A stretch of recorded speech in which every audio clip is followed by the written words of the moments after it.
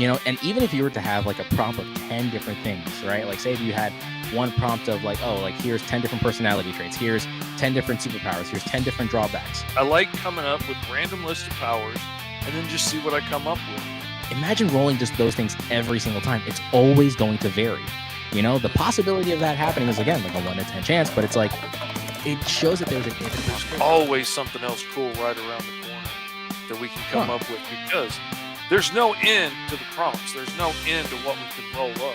Now we're going to be officially rolling for superpowers. This is usually the make or break. Roll for hero. Heyo and hello everybody, it's me, your great uncle, and welcome to Roll for Hero, a segment of our channels where we let the dice dictate what on God's green earth we will be drawing today. And of course, since it is going to be towards the end of this spooky season, which weirdly enough here in Florida it's not been that spooky. I have not seen a singular Halloween decoration as of whatever.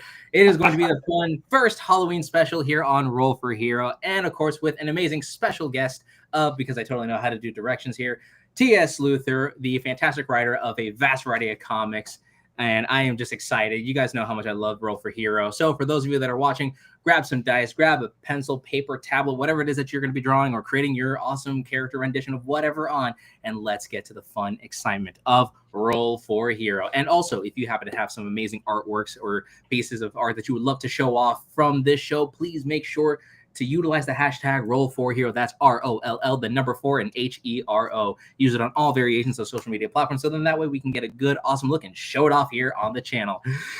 And that is my end. All in one breath, ladies and gentlemen. It's amazing. Yeah, when your father is part of a band, it always works out. You learn that breath control quickly and easily. Oh, as yeah, always, it's gonna be a lot. I'm loving Uncle Fish, and we have special guest T.S. Luther. Tell everybody about yourself, T.S. Hi, I'm T.S. and I write comics. I write comic books like Alice Lost in Wonderland from Mr. Fish Comics, Hellion and Bash, Tokyo Fire, both for Professional Entropy, and my newest book, The Digger, is available from Invader Comics. You can pre-order it at your local comic book shop today, and I would really appreciate it if you did it. Please, thank you. Absolutely. Go to your local comic shop, ask for The Digger. It's like, what if Indiana Jones was hunting short round? It is, it's such a cool idea, man. I can't wait for everybody to get their hands on it, man. It's so real dangerous, too, comparing your book to Indiana Jones. Like, that's a real sketchy thing that I did, and I didn't really think about it until recently, where I'm like, I really hope you like it, because if you don't, if you go in with those types of expectations, oh, man. Didn't really think about that. But I know that TS over here has yet to utilize the Hellion art that I have so graciously gifted you, that you should be making prints of and giving them out for those, sales on Hellion and Bash.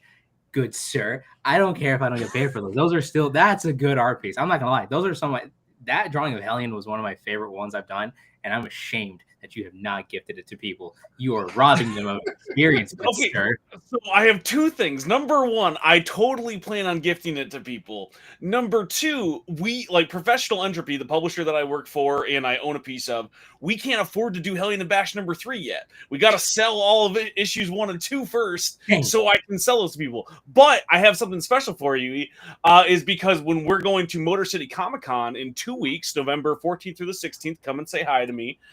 I'm selling a bunch of books, and I am selling some prints of Hellion and Bash 1 and 2's artwork, including yours. So if you come, you can buy a special little art print of that one, and all the proceeds go to getting I don't know, what do you need? Money? You need fish? What do you need on deck?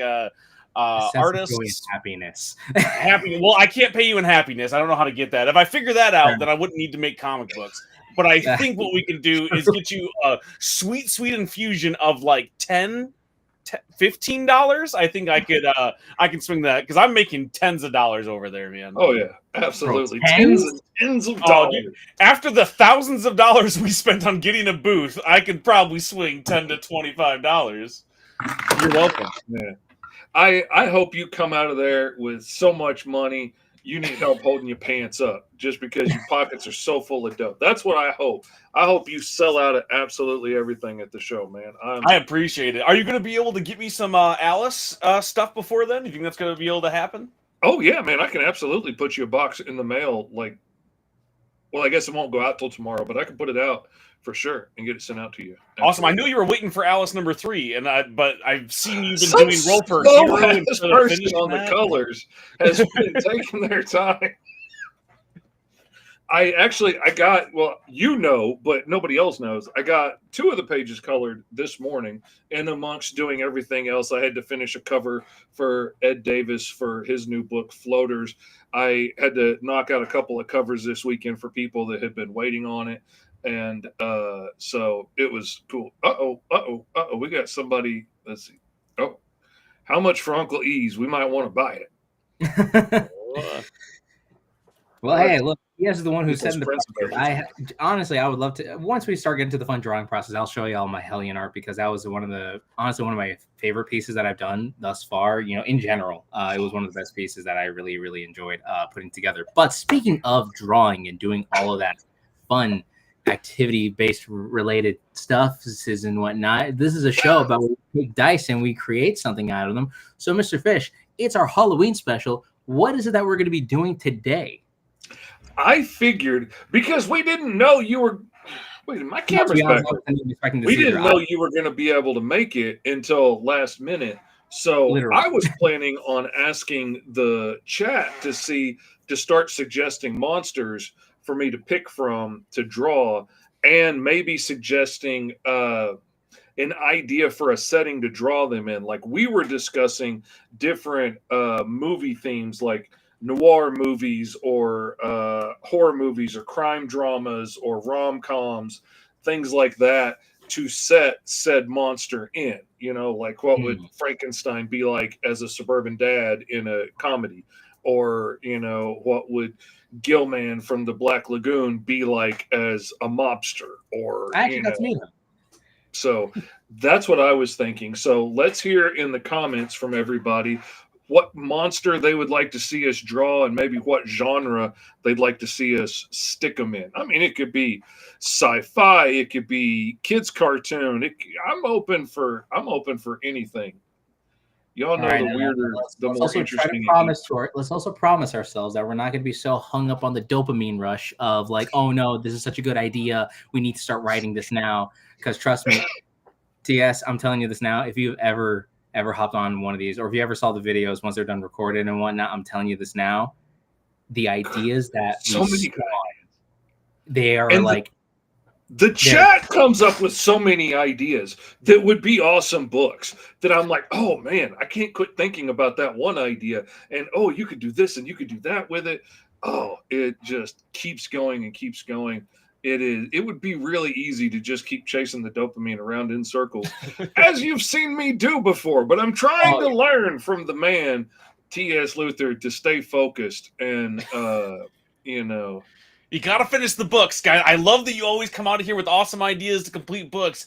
You got to finish the ones that are already on your plate, though. It's like I tell my kids, like, you can have dessert after you eat dinner. You got to finish eating what we got.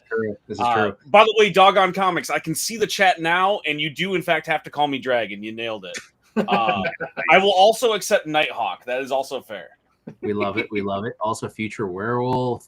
See Noir Dracula as a PI in the Rainy City. Okay, Mothman as the Mothman cryptid. We got Cyberpunk. It's like, are we doing the Monster Mash up? Yeah, we are, and we're taking suggestions of monsters, and we're taking suggestions for settings and themes to put them in. Okay. Like we had suggested rom-coms or whatever, any kind of like movie genre, story genre that you can think of that would make it interesting. Like, like Cyberpunk cyborg werewolf is a cool idea. That's actually awesome. Noir Dracula PI in a rainy city is a great idea. What's up, J-Man? Good to see you, man. Okay, I feel like the first thing that we need to establish first is hold on, let's see. We got Caddy Rooston saying the only monster in my head at the moment is one I've just been writing about, but I don't know if he counts. I will always suggest werewolves, though.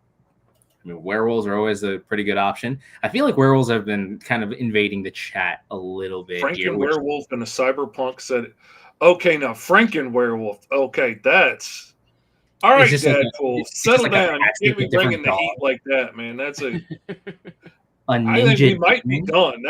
That might be the end for me. I think I might have to do a Franken werewolf in a cyberpunk setting, a ninja demon. Oh, that's a good one. And we got Now, Mr. see, Hot. these are the guys that don't get suggested very much, like Mr. Hyde and Invisible Man. Oh man, Warzone. oh man, Ooh. just think like if you took it and then you changed into the Invisible Man with like Dr. Jekyll's personality or Hyde's personality, whichever. Yeah, it's Dr. Jekyll, Yes, Mr. no, Hyde. it's Mr. Hyde would then be the Invisible Man. Ooh, so it's like whenever Oh, he I goes already finished my Invisible Man sketch. It's all already done. So, Done! dang it! All right, Covered done and everything. It's the Invisible Man in a snowstorm fighting a polar bear. you're welcome. oh man, that's insanity. Then we have Detective Demon, Noir, sort of like Damien Darkblood. Then we have the only monster I'm thinking of is a Body Snatcher. Yeah. Interesting. Like Spider-Man Noir, yes. So okay, so I feel like so what is it that we're definitively going here? Because there's like Frankenstein's monster, there's the werewolf. So we got one of like because I feel like those are the top two right there in my opinion that I'm kind of seeing because werewolf is heavy on this. Oh yeah, Frankenstein's werewolf monster. is big. I say we do two. I say we take two of the ideas. So what are you thinking? Werewolf and the Mr. Hyde Invisible Man. I like the Franken werewolf and the Mr. Hyde Invisible Man mashup. That would be interesting. I mean, but then drawing the Invisible Man would be interesting because I have technically done that with my my own like PD, Creature Commandos, the Legion of Mercenary Monsters. I drew my own Invisible Man, my own Frankenstein. I drew all those guys, but I actually like the idea of like merging two monsters into one. Yeah. Personally, I like the Frankenstein and the werewolf and the Jekyll and Hyde and the Invisible Man is a really interesting case because you have to try to create. That makes it even scarier if he's that dude with no conscience and invisible and can get away with whatever he wants. That's scary. I like that. That is. But personally, I'm thinking more of the werewolf Frankenstein. Like I can definitely see like maybe Frankenstein's monster ends up being, or like Dr. Frankenstein ends up taking a guy who happens to be cursed with lycanthropy or some variation of being a werewolf, or piecing together a bunch of werewolves into one. But then okay, I'll let you have that one, and I'll do the other one. I'll do the Invisible. Okay. So I think so. What about you, TS? What is it that you got going on over there? I'm gonna draw a werewolf. Whatever you pick. I don't work as fast as you guys, so I have to pick one and start going. Because it takes me forever. I'm the writer guy, okay? I just happened to be on here because I was supposed to fill in for E, and then he magically shows up. So I'm going to do my best here. Please don't laugh at me when it's done, or if you do, at least do it off the mic so I don't cry. It's okay. We're all crying inside, or at least I know I am. Anyways, jokes aside. Yes, we were joking. Totally. But what's it called? Okay, so we at least have the idea of the monsters being matched up. Now the question is, where's the setting located? Where is this all located? Where is this at?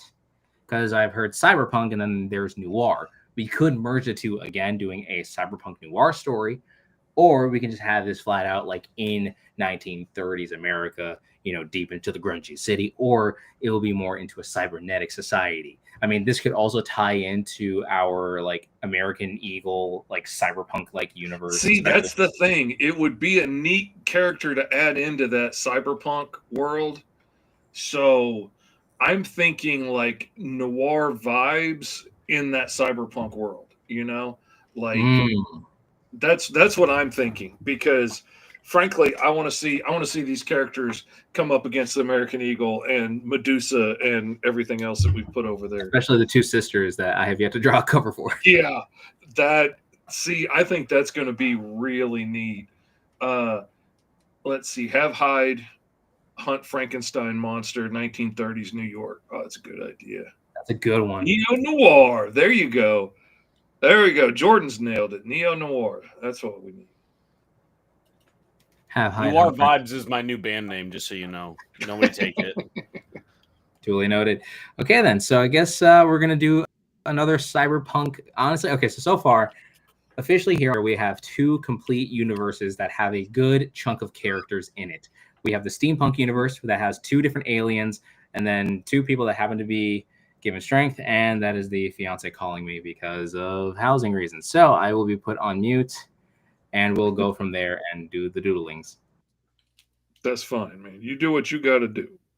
Yeah, I can yap enough for the both of us. So I am going to tell you, Fish, that I'm really offended that you have an acclaimed author on here with a new series come out, and we're not just drawing all of my characters. Yeah, I think that my agent had some sort of mix up when you made the call. I really thought that that's you're 100% right. We should just be drawing the digger, and you know, and you're going to hear from my people. I'm going to tell you that right now. Oh yeah, I know. I absolutely. I don't have a defense in that, and I will just be pleading guilty, and I will pay the $50 fine. Which we can definitely all afford, right? You have $50 to throw around. Yeah, I'm just rich like that. I got an extra $50 to. I'm glad that you finally admit it, because you're always texting me, like, oh man, times are hard. We'll see what we can do. And I know that your money bag's over there. Your set is literally glowing green. Yeah, it's from all the cash. That's what it is. It's the sunlight glowing off of all the greenbacks in my wallet. It's just glowing from that. I'm definitely going to do the 1930s aesthetic thing, chat. Thank you so much for that, because complete non sequitur, my comic book, The Digger, is set in 1930s Veracruz, Mexico, setting a young guide versus a dangerous Indiana Jones treasure hunter type. So if that sounds interesting to you, please go and check that out at your local comic book shop. Tell them that TS sent you. They're going to go, no way. Who's TS? What are you talking about? I've never heard of this book. But then you can explain it to them. I lost my pen.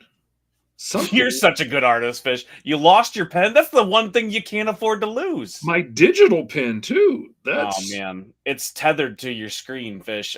Okay. No, I mean, like, the pen in the computer is gone.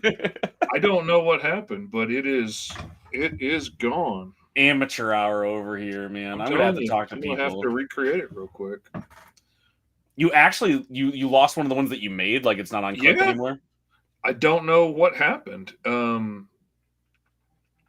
That is weird. I've had it happen before, like if I create a new brush and then my computer shuts down or something and I forgot I didn't close out of Clip Studio, it won't save it properly and then it won't be there when I come back in. But a lot of my pens are gone, so something reset weird, and I don't know what happened to them, but I'm going to have to figure that out at a later date, because right now... I think now's the time, actually. Let's get Clip Studio's department on there, like their IT, and see if we can figure this out. We'll get you on the support line. What else are we going to do live? It's not like people are watching this, right? Oh, no. Wait. Oh, no. No. Apparently, we're live. This is... Apparently, there's people all up in the comments. Apparently, you have lots of fans. This is something that I'm not used to. I don't have any. So this is fascinating. Oh, that's a good idea, Shepard. Oh, see, I like that idea. I like that idea of using Dr. Jekyll's eye to hunt the monsters and satisfy that killer need. Yeah, I dig that. Using him as a tool like that. I love that. I love that idea. The monsters I've been writing recently is a type of fae who makes bargains with people, only always twists the words of his bargains and always something horrendous. Like if someone wants a new look, he takes their skin and gives them someone else's. Oh, man. Yeah, very... Sounds like something the cobbler would do in Alice Lost in Wonderland. Exactly. I love that. Hyde hunted and killed the Invisible Man and took his invisible serum as his own. Oh, that's grosser. Oh, man. I'm loving it. And became the Invisible Hyde. I'm telling you, man, that's a cool idea. I'm digging it. I am digging it. I think that will do. You back, man? Maybe he can't hear me. He's not fully back yet. Not hearing you.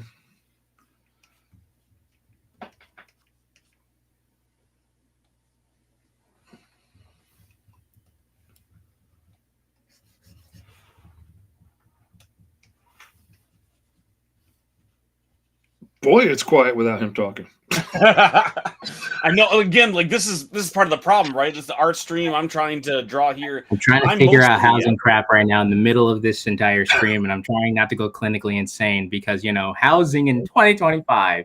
I love it. Oh, yeah. Sorry about that, everybody. I'm gonna have to. It's really easy to get into, you know. Yeah, it's easy. So you take a gun, you put a bullet in it, and then I go right over here, and it's done.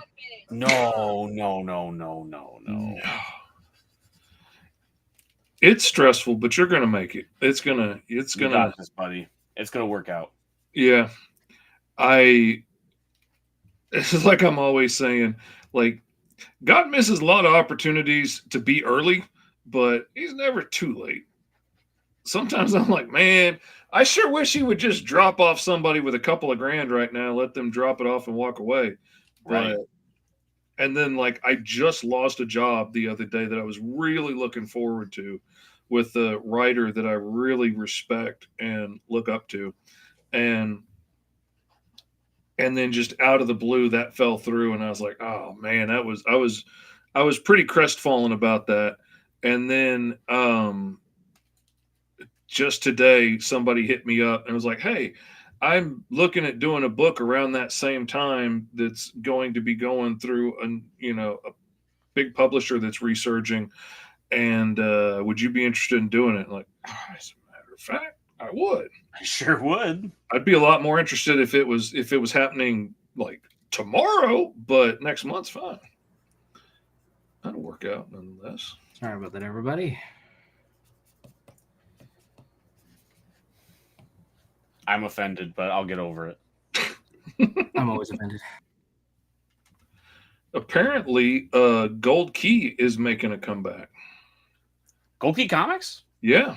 I've pitched there before. They were yeah? really, really kind. Yeah. They gave me some good feedback, too. Awesome. Lucky 33 also had looked into doing some stuff back with them. So that's cool they're coming back. They haven't been gone that long. Well, I mean, like from the good old days, it was a while. But right. That's completely fair. Yeah. But yeah, I didn't even know they'd been back for a minute. That's really cool.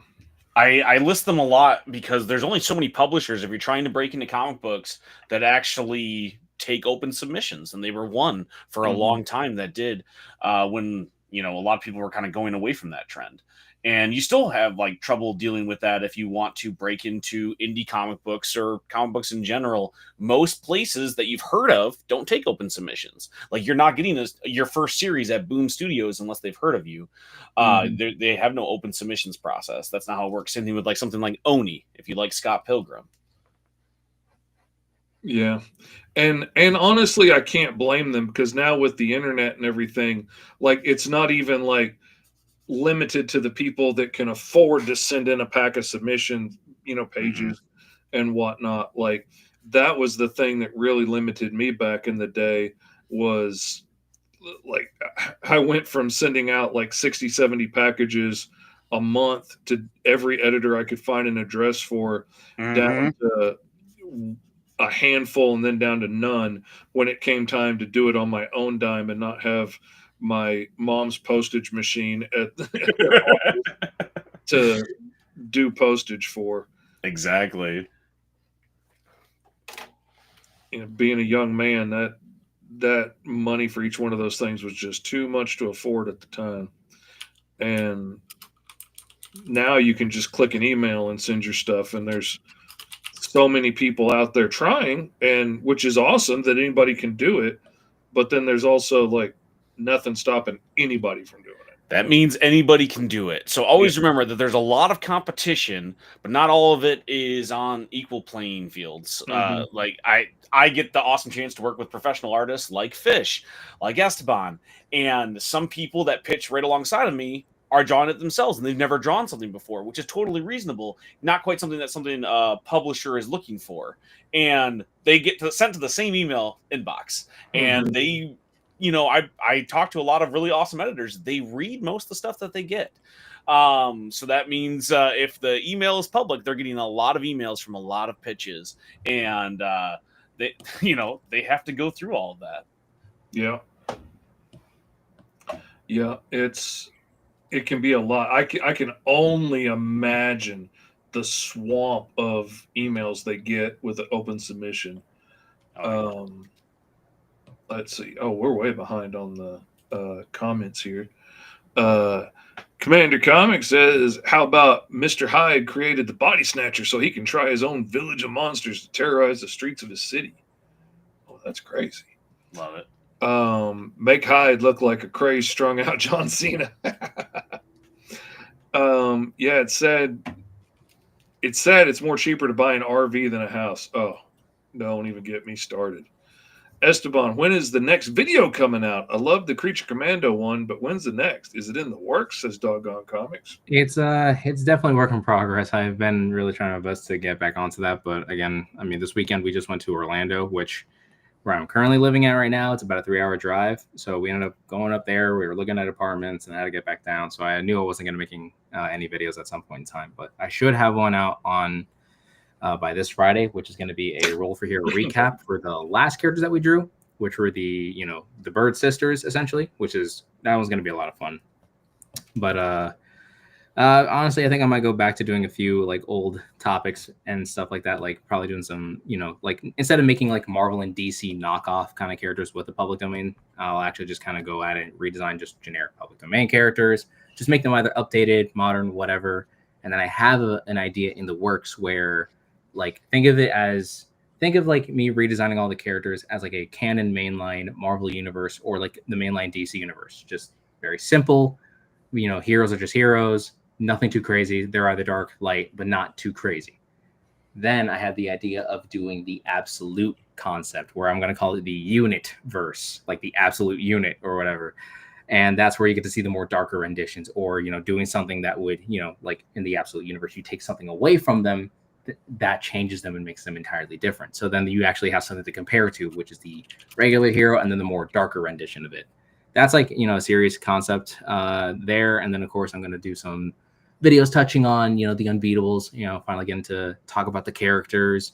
I did a video already talking about Emerald Turtle, but obviously I want to do one talking about my speedster, Boost, my other insect-based hero, Honeybee. I got a character called Blue Angel. Rocket Fist is, again, one of my favorite characters by far. And, of course, one that, was an amazing collaborative effort between Fish and I. And getting to talk about some other things. So there's a lot of videos in the works. The ideas are there. It's just the execution and the timing of it is just where I really got to focus on. Again, just right now, there's the stresses of trying to find a place to live and trying to get, married early. And there's just a lot happening. So I'm in a really stressful spot at the moment. So videos are, if I can make a video, then it'll be great. If not, then just understand I am putting my best efforts out there. Mm-hmm. Yeah, he's got his plate full right now, and we all know what it was like back in the day, and it's a different day today. I'm here to tell you, man, that I was just talking today with my son, and he's like, man, having to go through all of this stuff is one thing, but having to go through it at one of the toughest times in history is a whole nother thing. He's like, figuring any of this out would have been easier 5 years ago or 10 years ago than it is right now. And he ain't lying. And it's a whole different beast now than it used to be. And everything's changing. And he's like a young artist. And, if this was 10 years ago, I'd be telling him, man, forget the idea of college, man. I can put you to work right now doing pages for people. Right. But in a world where, jobs for artists might be drying up really quick, that's a tough thing to ask him to do. Like, I just lost a big job to a corporation to AI. Right. And that's a shame. That was going to be a big paycheck. I talk to a lot of pros that get to work for bigger publishers on a normal basis, and they're still like, cramming to look for jobs right now. Mm-hmm. And so if we have people who have worked in the industry for decades going, okay, I got to try to hustle to find my next gig. What does that mean for people trying to break in? It's difficult, man. Yeah. I've usually got like a list of people waiting to get stuff done, and I'm picking which jobs I'm going to take on and which ones I'm going to have to say no to. And Mhm. right now I'm like, oh, I wonder who I can call up about that next gig. But everybody's money's tight and everything, and it's a whole different Go. thing.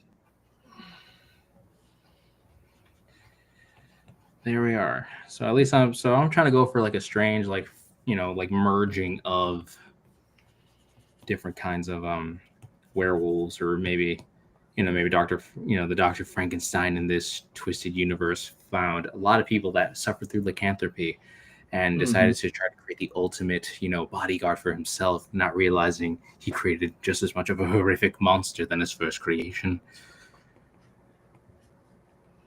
I'm I'm good. drawing a werewolf. I'm gonna add some Franken details to him afterwards, and then I will make up something very cheeky to say, yeah, look, I wrote the story for him. Um, it takes me so much concentration to draw. There's a reason why I'm a professional writer and not a professional artist. I do cover work sometimes, and you're gonna see this drawing and go, "Oh, this guy gets cover work." Uh, Listen, man, if the creator of Dogman can become one of the world's greatest selling authors and illustrators and stuff like that, there is no excuses. And I don't mean that in a bad way, because obviously, you've seen the style of Dogman and the Captain Underpants books. Those books have a very tongue-in-cheek, very childish style, because obviously it's supposed to be from the perspective of the kids. But that's what makes it interesting. And again, those are some of the highest selling books by far. right. So if he can make it, so can you. The thing is, like, I do have some artist chops. It all comes from a lot of time sitting in front of the page. Like, I did a variant cover for Tokyo Fire, partly. That's what got me all of my paying artist gigs. And that took me about a month to create. And that's just one single page. The fact that you guys do these so fast and they look so incredible, I'm always so envious of and impressed by. And so I laugh sometimes when people compare the two. I'm like, I have a different set of skills. That's how we hold on. I got another call. Yeah, I was really impressed when we were at that con together in Michigan. I was really impressed with your work because I'd only seen a little bit of it up until then, but like that Spider-Man print you did was really cool. Thank you, man. I mean, that's like my Scotty Young knockoff styles that I like to call it. We have Scotty Young at home, that like cartoony type bit. I can recreate that somewhat fast, and you just reminded me that I can draw like that. That's how I should have drawn this werewolf. But it's too late now. Damage is done. That's the way it goes, man. uh, Hindsight's 2020. yeah. Yeah, I was just thinking about that as I was talking to myself, washing my hands earlier today. And I don't know, I was talking with some imaginary publisher in my head that I've never met before, as you do. And I was talking about how good I would be at doing like a licensed book because my style has gotten more and more like cartoony ish over the years and less trying to be as realistic as possible, Right. but a little more cartoony, and it'd be a lot easier to try and hit some of those licensed stylized, like, oh, I remember what what got me down that line of thought. I was thinking I was thinking about how everybody thinks they're good enough to work at Marvel and most of them can't see the quality of their own work. And I was like, honestly, compared to most of the people that work at like Marvel now, I don't think I fit very well. If it came to like the adaptation of the Spider-Man cartoon or something, I think I would probably fit in there just fine. But compared to the wow stuff that you see in some of these new books, I don't I know where I am. I'm solid, I'm good. I tell a good story. You can tell what's going on from panel to panel, but nobody's just going to sit there and be like, wow, I want to blow up this page and stick it on my wall and let's license this on 1,000 t-shirts. And that hasn't happened yet. Occasionally I'll strike gold with a really cool cover or something, but that's as much magic as it is skill. And but I'm solid. I do solid work. Just, I know where I stand. And I'm not blind to where I am and where my skills lie and what I'm good at. And, I think that you're awesome, and I think that you could get way more publisher work. The problem is the fish is a busy man. He's doing too much stuff. You got to have a lot of free time to get some of those publishing deals. And because it doesn't just start with, okay, now have the book done on Monday. There's pitching. There's so much stuff in between that half the battle is getting the job, Yeah. Yeah, that's the thing too. Like I was just talking with a writer friend that I just finished a cover for, and like I said, he was the one that mentioned potentially doing this new job for, and he was talking about his agent reached out to this publisher and they're interested and they're wanting to start looking for artists, and he was wondering if he could put my name in the ring, and I was like, yeah, man, absolutely, I'd love to work on a project with you. And I was like, and that agent's where it's at. That's what I need to get. I need to have somebody out there looking for jobs for me and taking a cut of it so I can just focus on making books and not have to keep killing myself trying to do it all at one time. The problem that you're going to run into, Fish, is the same problem that we have when it comes to like some of the stuff that we've tried to pitch together, is that you have to survive. You're not a working artist in the way that you're making millions off your art yet. So for us to break in that way, to get an agent, to get that business, you need to be able to set time aside. And you don't have that, man. Like you're a working artist right now. Yeah.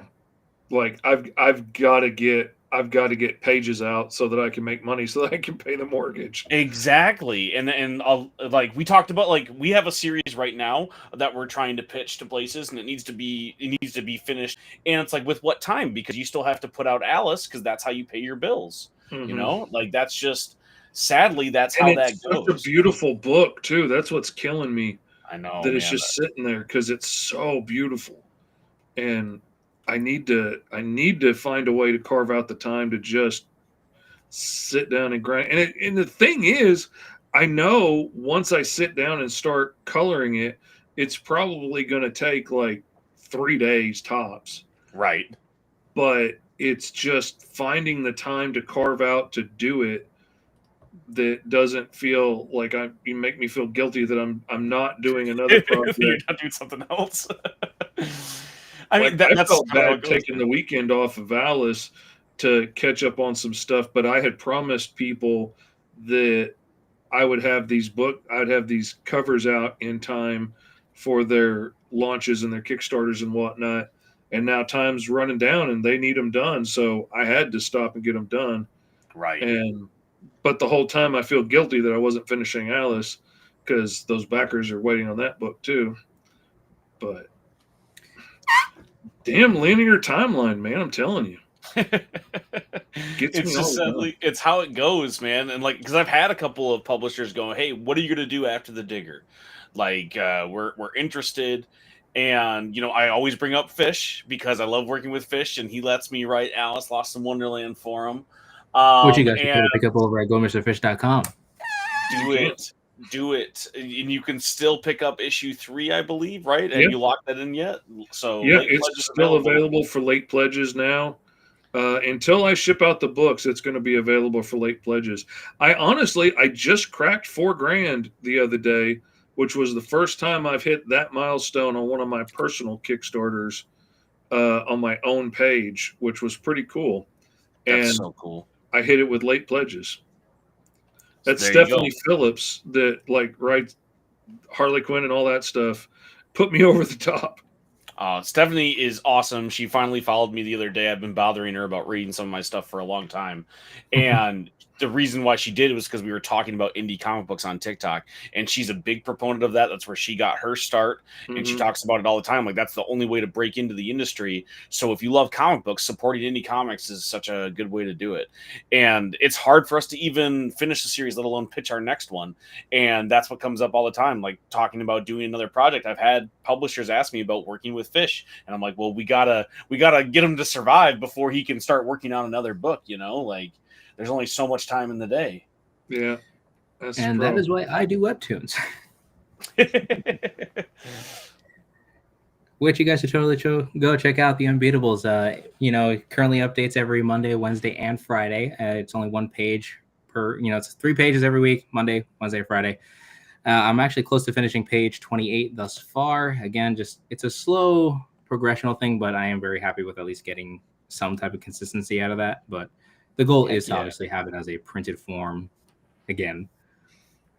But yeah, that's at least where I'm at. At least I'll have it out there. And if you guys want to go check it out, please do. It does help me out by a metric ton. And if you guys really want to see stuff like this, become printed, books and whatnot, just, again, you really got to support your indie comic creators. Again, like T.S. Luther and Mr. Fish. If you guys go totally check out their works, because it is definitely worth your time, effort, and money. Heck yeah, I'd really appreciate it. Like, you can get all of my stuff now at shops. If you go to your local comic book shop, you can pre-order the Digger. Just tell them that you're interested. But I sell stuff on TikTok, like these dudes. I have stuff on Webtoon. I have stuff in all the places where you get indie comics, and it's such a battle trying to point them to a certain spot, because we all are doing 400 different books. Yeah. That's the thing. Like, I remember a day when old TS had more free time to help me out with stuff, but he's getting so busy doing everything now with all these other people and all these other publishers. He's getting too big for the britches these days. That's what they say on the street. But I'm so sorry. You're just a little fish, and I'm a big whale now, And I always have time to write stuff for people. That's why I tell people all the time. It's like, I can write something for you. It's the other stuff. Like, I used to have a somewhat lucrative editing career, and I hated it. I hate editing stuff. I edit stuff for Fish because I love Fish. I edit stuff for other people because it pays. And I've started to be able to pull that back a little bit because I'm getting more writing gigs, and I will never go back to it. I don't want to do that, and I'm thankful that I've been able to do more writing stuff, because that's where it's at. That's where I love to do. I was going to say, when I was talking with that writer today, and we were talking about agents and whatnot, I was like, if TS wanted a side gig, he'd be really good at that. But then I was like, but TS doesn't want another side gig. TS wants to be writing, and I don't want to get in the way of that. I mean, I don't know if I would be a good agent. I don't know many people. I think the power of so many agents is like they have the ins. They know who to be reaching out to. If I knew who to reach out to, I wouldn't be on this podcast. Let me tell you. This is true. When we hanging out with a 20-something-year-old and a man of you just hush your mouth over there. Yeah, listen, we don't talk about Fish's age, because if you mention it too much, the painting that he keeps in the attic is going to actually explode and reveal how old he really is. I remember that reference. Listen, if you had to go to school... You remember it. I was there when it was written. Dang. Remember, this is the young version of Fish. This is not even close. This is the... I waited too long to make my immortality deal. That's the problem. That's where you go. You don't want to do it too early, because you don't want to be like 15 for eternity. Like that doesn't work out. But you want to hit a sweet spot. 50's probably not it. Like, my joints have been aching for the last 300 years. I mean, 3 weeks. Yeah. Right. Yes, obviously. And then, just, once you make a holy pact with a celestial being, then that's a whole different ballgame, and then some, at least on my end of things. There's a reason why. Do you have the number for that, specific deity? Do you have some sort of yeah, so it's hotline 777-777-7777, and because I'd be willing to sell some of this because of my pastoral lineage, if you will. Yeah, you went with the clerical background. See, I went half-elf rogue, and that was a mistake because apparently those skills are just not appreciated in modern times. Yeah. Oh That's the yeah, problem. 100%. Especially in France, you really got to be careful, because pickpocketers be pickpocketing too much. Next thing you know, an American pops in, being like, "Heck no!" Yeah, you don't want to steal anything from an American. We have too much to lose. That's Literally. And I mean, too much to gain, too much to lose. A little bit of everything all the time. yeah, we take it personal because it is. Yeah, and most of us are packing, so that's the thing that really, really creeps me out. I mean, like, I was always a big proponent of like the right to bear arms as a concept. I wanted to be able to like own a gun if I wanted to and whatnot. But then the more people I met, the more I realized there's a whole lot of people out there that are really just looking for an opportunity to shoot somebody. Yeah. They really just want the chance to kill someone. See, Is I always weird. wanted llama arms. The bear arms never really interest me. Yeah, true. But it's the big padded toes. That's what I'm after. I'm telling you, it gets cold. I'm in Michigan. I mean, Oh yeah. It gets frigid here. During the summer, you could shave your arms and like make sweaters out of the fur. It'd be great, man. I honestly, I wish I would have problems of that caliber, but I live in Florida, and the heat says, "Screw you! You're not going to be cold."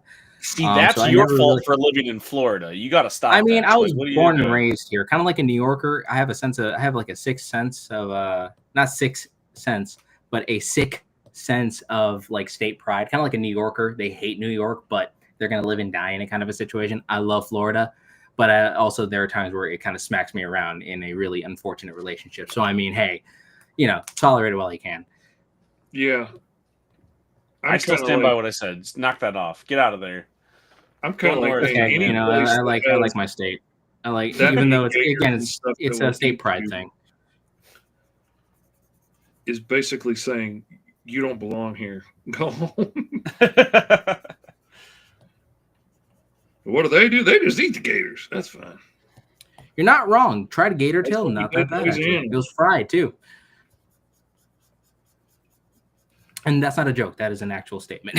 Bye, doggone. Thanks for hanging out and listening to us barely yap at all because we're all drawing. Yep. Yeah, and fun, okay, so here's at least the progress I got so far on my werewolf Frankenstein hybrid over here. Here, let's see if I can make you full screen. And well, I can make you full screen. Let me. Oh, hey, how you doing? All right. Sorry about that. Well, now we've got the. There we go. All right. Oh, I like it. Trying to work with the asymmetry here of the. Again, did like the classic thing, but I like the bolted on, like a head shape thing and whatnot. Trying to show like how it's all drilled in together. And like a bolted like collar is a cool idea. Yeah, and then from there, like him actually being like a more, again, a homunculi of different werewolves and those that might turn into, I always think it'd be funny if there's different kinds of like, werewolves that actually turn into different dogs instead of like the typical wolf kind of a thing. So maybe there are some of these like werewolves to an extent that are all like hodgepodge together because this, like future rendition of Frankenstein's, the Dr. Frankenstein's just like, oh, this is where it's going to be all at. Time for me to create the canine unit of a lifetime. Just turns into a horrendous, even its human form, I can imagine would still be very disturbing. But again. Yeah. Oh, and then you think that's got to transform into like 10 different people parts. Oh, that's messed up on a whole nother level.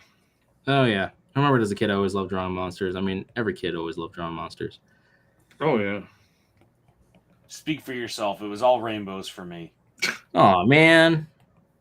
Oh, rainbows and or unicorns. That's right. True. There we go. I can honestly say I don't think I ever drew a unicorn as a kid because I didn't want to have to draw a horse. Weirdly enough, I always wanted to draw a unicorn. But then the closest thing I've ever drawn to that was a centaur with a unicorn horn. So I got my priorities mixed there. That's wild. I ended up doing a short story with a unicorn in it in a book. A friend of mine, an anthology. A friend who was local here, but he's not anymore. He's moved away and started doing bigger things. But I used to see him at the Arkansas cons all the time, and anyway, he was doing this horror anthology of stories and hit me up to do one, and I ended up doing one with the unicorn, and it was really gory. Wasn't it like a vampire unicorn, if you don't mind me asking? No, it was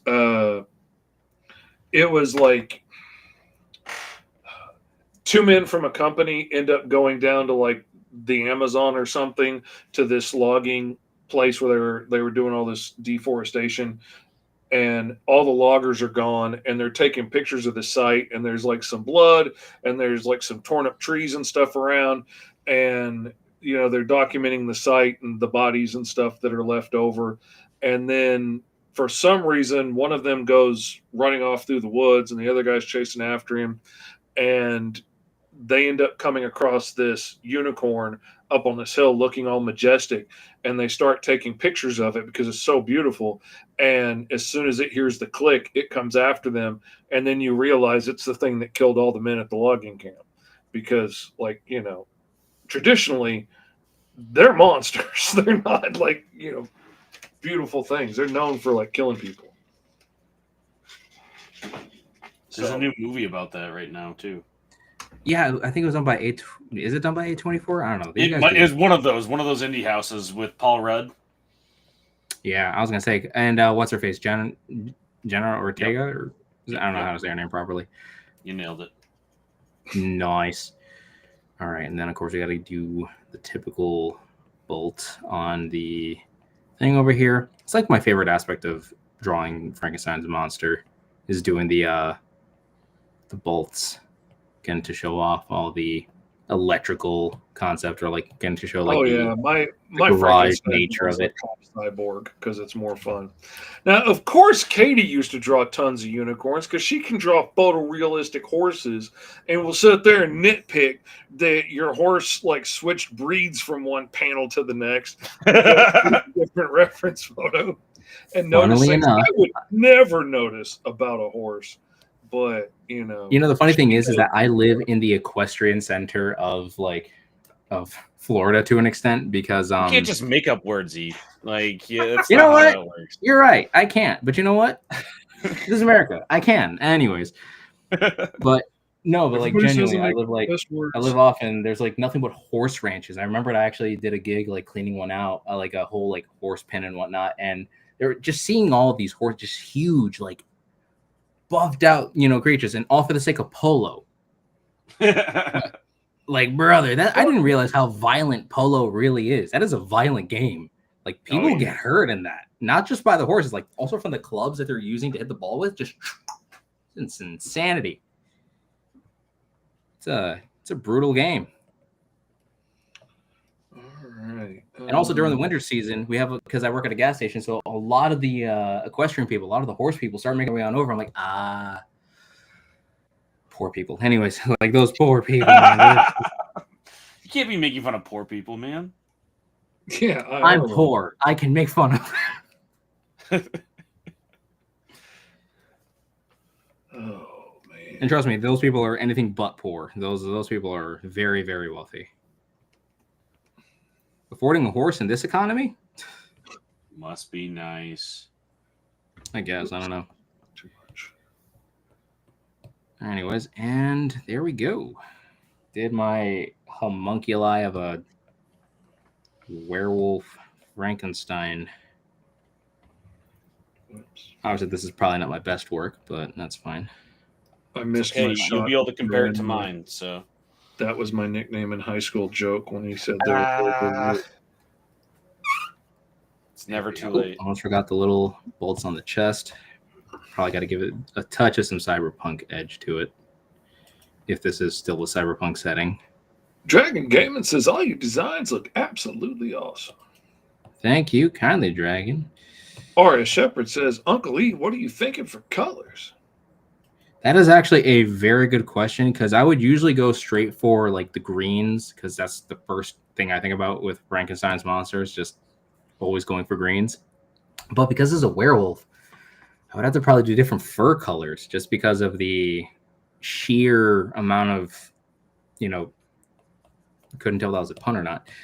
But with the sheer amount of different colors or the different types of wolf or animal Dog adjacent, or whatever it is. Exactly. Yeah, that would be my thought. I would probably do some different versions of brown, maybe like a grayed out blue or something. Yeah, and I'm make it a probably thinking something patchwork like of that as different well.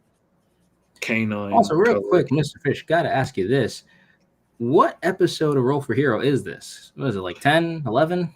Yeah, I believe this is 10.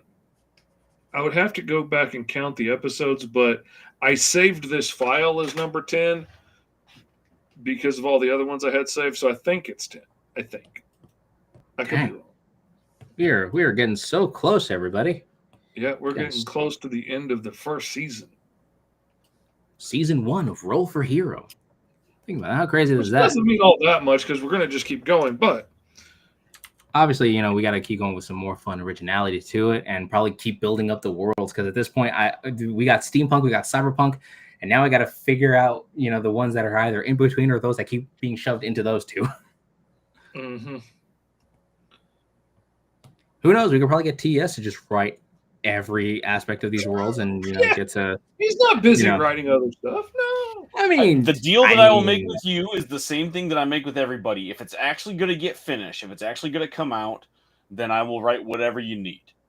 Right, the best deal I got is doing one page every day on Webtoons. It's the best I can do. Yeah, I was on a series with you, I think, for Lucky 33. Where did that end up? Was that still something that you were going to work on, or? The pages haven't are heard there. much more about that one. The pages are there. I still have the script and everything, so I really just had to get back onto that again. But again, it's just a whole back and forth process, and I don't know what's going to happen after issue 1 because he did do the writing, or like him and his team did the writing for episode 1 of the Galactic Delivery Dudes. There we go. And I feel like the rest I could kind of take it from there. But obviously, if he wants to, I mean, again, I don't want to keep having to drag him along all that, especially since I haven't touched that in a while. So, but I mean, knowing him, he would love to work on that again. But I want to respect his time and his effort. So, because I would want him to focus on his other stuff. But yeah, I mean, I definitely would love to continue Galactic Delivery Dudes. That was an idea that I had for quite some time. That wasn't even the one I was talking about. How many projects you got going on? I was talking about The Face, which is a script that I sold to Lucky 33. That's right. Oh my gosh, yes. Weirdly enough, hold up, I can show it off here a little bit. But I only had a character design down for it, and you are not. Oh, I got you. That was more of the infancy. So we got this part right over here, and then I at least had this portion of that, and then I know I had some concept art here. Where are you? Where is the concept art be? Where could it be? That's is it over here? No, that's Mini Comics. Nope. Is it here? Nope, not there. Somewhere here in the yeah, but I had signed on to that project because I was excited to work with you. Originally, the artist was Artie Murphy, who does a bunch of other stuff, and ended up having to leave the project. And so we had thrown out your name, but I wasn't sure where that had landed. That was the last that I was consulted. I just sold the script. Right. Okay. Well, man, trust me. You know me. I always try to hop on the opportunity. That's why I always say yes, because I'm like, oh, well, I don't know if I'm ever going to get a chance again like this. That's why I always tend to straight shoot for it, which I know could ultimately be my downfall because I cannot really keep up with promises. So I'm really sorry about that for not keeping up. Oh, that's all good, man. But you know me, I always love hopping on opportunities and getting to, I would love to work with you guys, obviously, on a more professional level, or as professional as I can get being, in the position that I'm in life. But it's always awesome, getting to see like how scripts are always properly written out. Because for me, I kind of did the whole gung ho approach. It's evident in my first 2 books that I have on Webtoons right now. So issues 1 and 2 of the Unbeatables. I was gonna say the Invincibles, but of the Unbeatables currently, out there, and it was more like a go with the flow kind of a thing, and I had no idea what I was doing. So thankfully now I have a more proper, structure to it, and I do have some story beats that I actually want to hop onto, like touching on the ideas of corporate superheroes, or like getting to see what it's like, in this world, having to work for either a private company or having to interact with heroes that are either like true vigilantes, stuff of that nature. So that's stuff that I really want to like tap into, because obviously stuff of like My Hero Academia Vigilantes, those are some really awesome inspirational stories that I very much enjoy, and I love to kind of tap into heroes of those kind of calibers, especially diving into some deeper stories, especially with characters like the Emerald Turtle and Boost and Blue Angel and all the other characters that I have in my Unbeatables universe. For sure, man. And if you ever start being able to do more consistent stuff, always keep me in mind, man. I always got projects going on. I just pitched like 4 or 5 books to some cool publishers. I wouldn't say that they're all like stuff that people have heard of a ton, but I get the chance now. People at least open up my emails at publishers now, which was not a thing. Fish can attest. That was not a thing for a long time for me. There was a lot of, I don't know who this TS guy is. And now they've at least heard of me sometimes. Or at least you can tell them enough stuff that you've done that they can be like, well, I may not have heard of him, but it's worth paying attention to. Exactly. At least they can go and look at stuff now, which is pretty cool.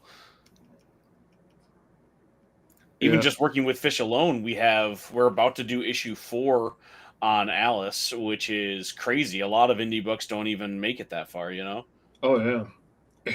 And I'm kicking myself now that I didn't heed your advice or know your advice earlier, because I was just thinking as I was going on the show last night, I was like, man, if I had just focused on the Alice story in the beginning, granted you wouldn't be working on it, which right.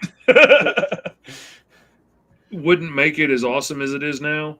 Thanks, but man. if I had just focused on that in the beginning, I could be 20 to 100 issues into my own story now.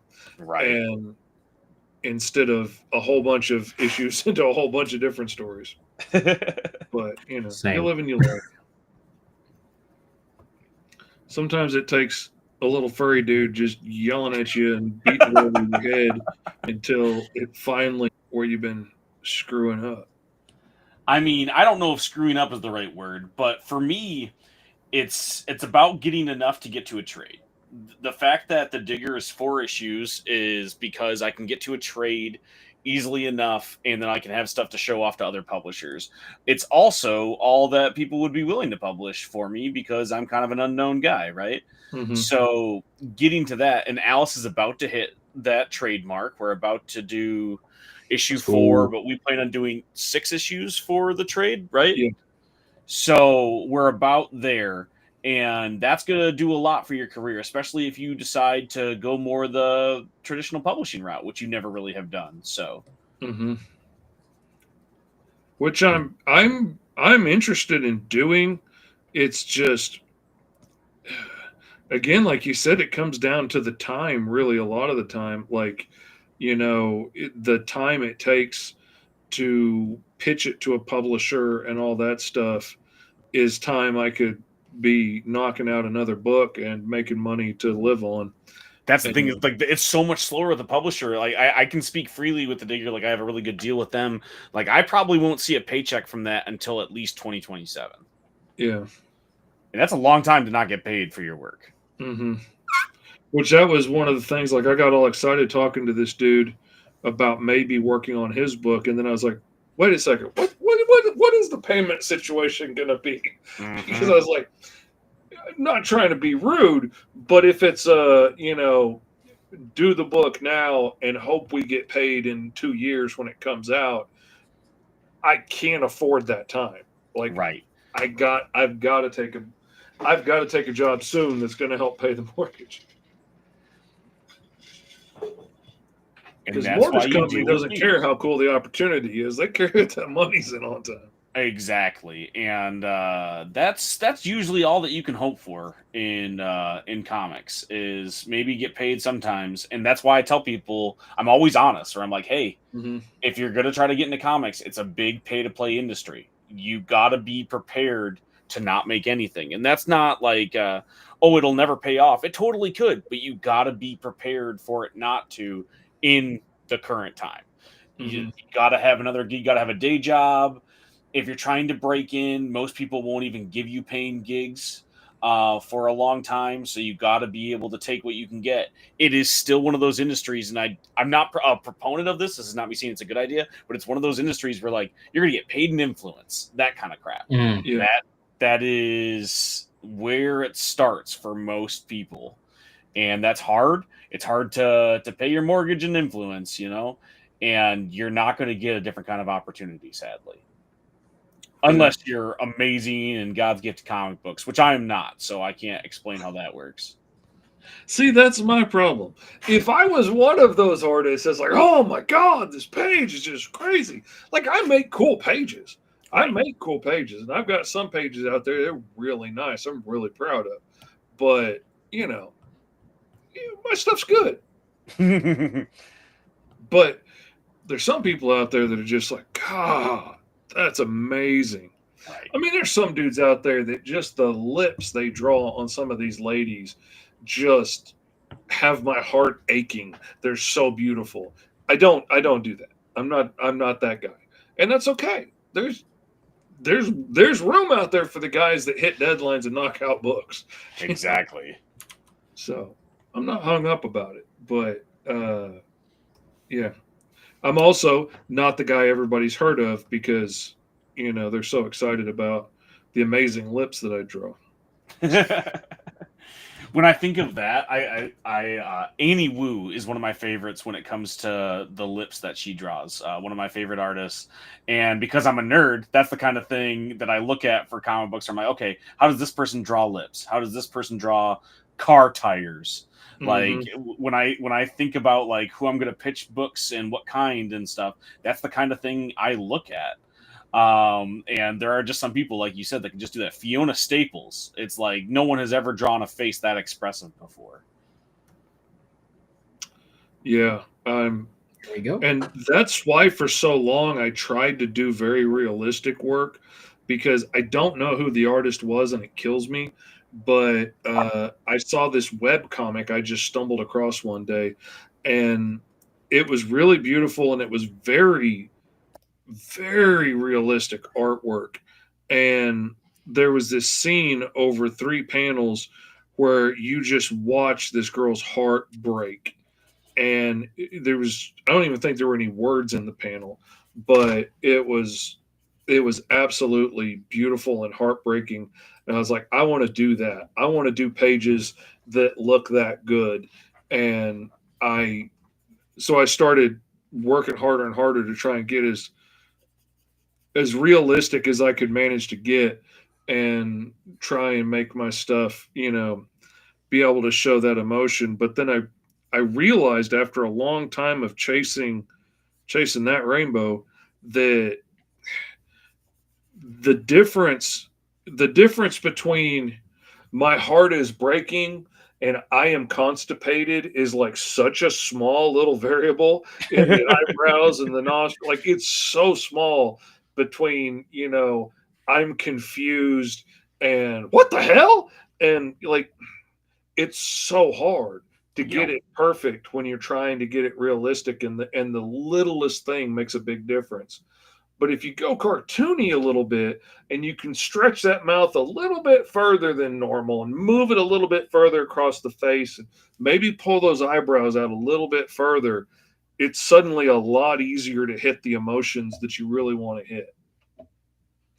And that is why I started going a little bit more that direction.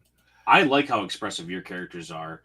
I don't think that it's a matter of not being as detailed. I think that you just have a really, really stylized approach that also can hit deadlines. And that is so much more important than people think. Well, yeah, that's the thing. Like coming from working in, you know, the business of art my entire life, like I knew when it came time to like, what style am I going to try and start selling, as a comic book artist, it needed to be one that could hit deadlines because that is the most important thing when it comes down to it. And way too many creatives can't do that. Yep. They get lost in the sauce, trying to make something epic. And like a lot of times it needs to get done. That is hitting a deadline is often one of the more important parts and it gets missed so often. I was like, I'm going to be that guy. I'm going to be the guy that gets it done on time. That's what I want to do. And it is the type of thing that has gotten me consistent work, even just in the indie space. I see a lot of guys get mad at me because they're like, well, why are you getting published now when like I had a more successful book than you or whatever? Mm-hmm. And it's like, it's because, man, I deliver, I take a lot of gigs and I make sure they get done on time. So I am known as somebody who will get you that script. And it works out, man. Well, but I talked a big game and then got bored and walked away to a new idea. Right. Well, yeah, that's why. And I'll be the first one to say, I'm not the best writer in the world. There are so many people in the industry at the exact same level as me that are better writers, and I will continuously get more work than them because I deliver it when it was asked for. That was something that stood out to me. One of those life moments. I was watching an interview with Jay Leno when he was leaving the Tonight Show the first time, and they were as they were talking about his career, and he said he was at the show working late one night past dinner, and he turned on the TV to watch, like the New York Knicks play a game or whatever. And in the front row was his competition in late night, sitting there having fun at the game. And he realized at that moment, he was like, oh, I'm always going to work harder than the other guy. Like, I'm always going to put in more effort and more time than the other people. And that was, he felt was always the key to his success. And that's part of why I grind so much. It's like, I'm going to knock out a sea of books that you cannot argue with that I don't hit deadlines and put stuff out. Can I show off my art real quick? I do have to bounce, guys. I'm loving hanging out, but I have some stuff I got to get to. So let me share my other screen real quick. Sorry about that, everybody. Just had to help my dad out with some international stuff because he's flying to Puerto Rico. And also, we have the fiance. The best part of the show officially came here. Hi, fiance. Hi, fiance. Let's see. Is that Yeah, it's like a Frankenstein. close enough that people can see? Meshes. Yeah. The monster mash. This is just a werewolf. This is just a werewolf about to go into a cave because I can't do as many awesome stuff as everybody else can. Just a werewolf. Just a werewolf. That's as close as you get. Werewolf by night style. We always love a nice werewolf here. Hey, man, I think it looks great, dude. That's awesome. Thank you. If I had 2 more weeks with it, man, this would be such a good drawing. Here, folks, we'll have T.S. Luther back on the show in 2 weeks. Finished werewolf. That's right. I'll show out the rest of it. But thank you so much for having me. Please go and ask your local comic book shop for The Digger by T.S. Luther and Sam Gudelin, the amazing artist there, by Invader Comics. It's in the Lunar catalog. You can get it at any local comic book shop. Please go and do that. But in the meantime, thank you so much for having me. I love you guys, and I have to go be a dad now. Absolutely, man. Go. And honestly, I think it might be a pretty good time for us to start wrapping up a few things over here. So, Fish, let's see what you ended up creating thus far with your rendition of the Jekyll and Hyde and the Invisible Man. Here we go. I decided to take the route that was suggested in there a couple of times of like being like a government type experiment and using his Hyde killer persona to hunt down monsters and stuff in this invisible form.